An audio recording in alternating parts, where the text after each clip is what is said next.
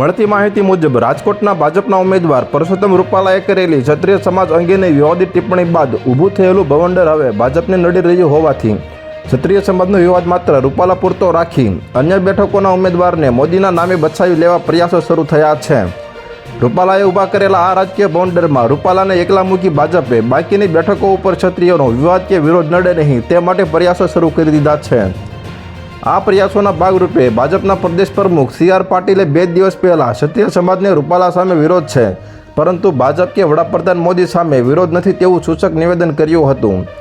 ત્યારબાદ ગઈકાલે ભાજપના ઉમેદવાર પરસોત્તમ રૂપાલાએ જસદણ ખાતેના સંમેલનમાં ફરી એકવાર ક્ષત્રિય સમાજની માફી માંગી હતી અને વિરોધ તથા નારાજગી પોતાના પૂરતી મર્યાદિત રાખી વડાપ્રધાન મોદી સામે વિરોધ નહીં કરવા ક્ષત્રિય સમાજને અપીલ કરી હતી।